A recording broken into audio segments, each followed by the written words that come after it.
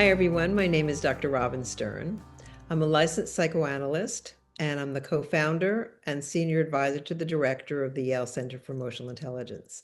I've been in private practice in New York City for 30 years, and over that time, I've seen a lot of people.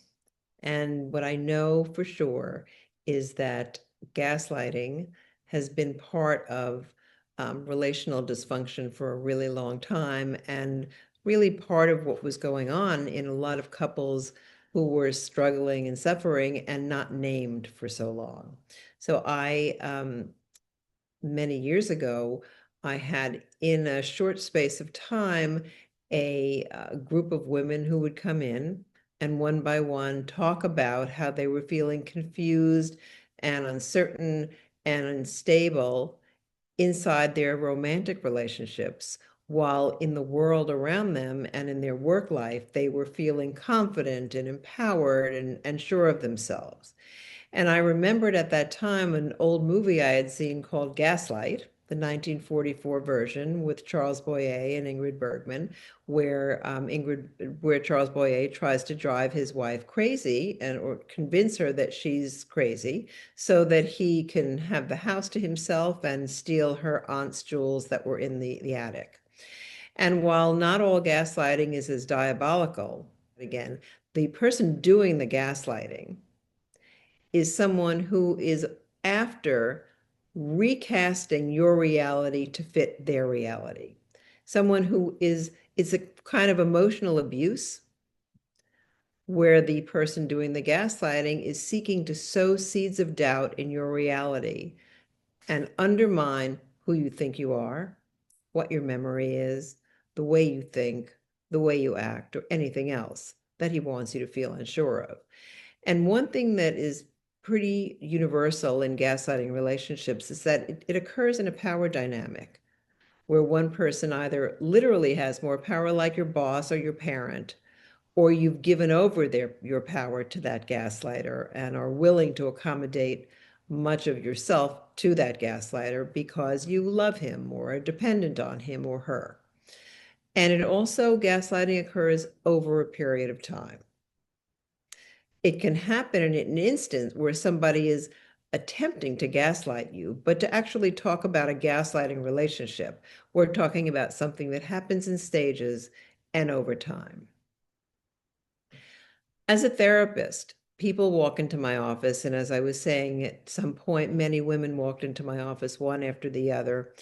And when they were black and blue, or someone had cursed and screamed at them, it was easy for them to say, you know, that guy did that, or my boyfriend did that. It was often the woman I would see and the man or partner who, it was often the woman I would see in my office, the woman who would come in and complain that her partner was being unfair, abusive. Uh, there certainly are men who feel gaslighted and are gaslighted by women and people of any who identify in any sexual orientation and identity, right? But women would come in one after the other and tell me about the cursing and the screaming, or sometimes they'd even be black and blue. And it was easy for them to point their finger at the person doing it to them. But when they came in feeling confused, or like there was something wrong with them, or that their self-esteem really was an issue, too often these women would point their finger at themselves and say, what's wrong with me? And it would take months, sometimes longer than that, to really get underneath their conviction that they were causing the problem. So for example, and I give you example. Can I give you an example? Okay. So for example, I worked with a woman who would take a walk with her boyfriend in the neighborhood, in her neighborhood. And as they were walking down the street, um, she would say hello to people. She was very friendly and affable, and had a quick smile for people who would greet her on the street, and he would get annoyed. And if there were men greeting her on the street, he would get really annoyed and accuse her of flirting, and they'd get into a big fight because she really wasn't flirting. She just wanted to be responsive, and she likes people and was outgoing. And he said to her one day, I have a solution. When we walk down the street, what I'd like you to do is to look at the sidewalk, and don't look up. Because if you look at the sidewalk, then we're not going to have anything to fight about. You won't be flirting with somebody. I won't have to accuse you of that. You won't have to defend yourself. Let's just try it, see if it works. And she thought it was not cool, but she said, all right, let me just try it. So she tried it, and sure enough, while she was walking down the street holding his hand and looking down at the street instead of at the street ahead of her or the crowds ahead of her or oncoming crowd, they nothing would happen. They wouldn't fight. And so she thought, okay, so he's right. He's right. I guess I was creating some fighting between the two of us. And then he took it to the next level. He said, and I realized that when we, especially honey, because we're going to dinner in your neighborhood, when we sit down to eat and we're out there in the restaurant, people are always waving or smiling. And I think maybe you're trying to make me feel jealous when you respond. And I mean, I don't like it. And I'm uncomfortable, and I think you're doing it intentionally. And then she would defend herself, and she would say that's absolutely not the case, and you're being crazy or silly or ridiculous. And he said, well, I have another solution. Why don't we're going to make sure when we go to a restaurant that you're in the seat looking at the wall. And that way we won't have to have these arguments. She agreed to do it. And she made an appointment to see me that same day. And she came in and she said, Dr. Stern,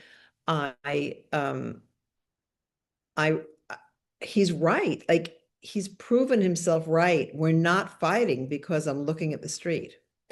And we're not going to be fighting if I'm looking at the wall. But I just feel somewhat uncomfortable about that. What do you think? And we went back and forth she went back and forth inside of herself saying, well, he is right. And maybe I am the cause of this, because after all, if I wasn't flirting, if I wasn't, which I don't even think I am, but if I wasn't looking at people, we wouldn't be fighting. So she began to accommodate her behavior for some period of time to exactly what he wanted her to do in order for them to have peace. And finally, she felt in stage 2 or stage 3, where she was really depressed, like she was really giving up a piece of herself. So gaslighting progresses like that. It can start off with somebody making a silly request of you, or what you think is a silly request. Don't sit in that seat. Don't look that way. You're really forgetful, aren't you? And says something that you can just say to yourself, he's kind of crazy, like that's ridiculous, or he doesn't know me, or it's a one-off. But then over time, when that person insists, but you see, you are forgetful, or you are flirting. Look what just happened. Somebody smiled at you. Keeps asserting their certainty and insisting the same thing about you, and some failing of yours or flaw of yours, or some different perception of you than you have yourself. Over time, many people begin to say to themselves, maybe he's right. And so that takes you from stage 1 to stage 2, where then you start to ruminate. And as I said before we were recording, defend yourself. You're up and you're thinking, well, I don't like the way this feels, but maybe he's right. And like, I need to, I don't want to, I'm not going to quit my job until he can see that I really am a good employee. I just don't want to work for somebody who thinks so ill of me. But I can't leave right now. Let me prove myself to him. And going on and on and on about how that could happen. When I'm knowing, as they're describing this relationship, that with that particular person, it's not going to happen because his investment is in her seeing herself the way he sees her, which is not the way she wants to be seen. And so the work at that time in stage 2 is to help the person who's being gaslighted feel that they can do something else with their feelings besides give them over or ignore them and accommodate. And then you move into stage 3 that I was just describing, that first patient, where there is that kind of depression, and that is there is that giving up and saying, you know what, I'm just going to do it. He's right. Maybe I am that person and I didn't even know it.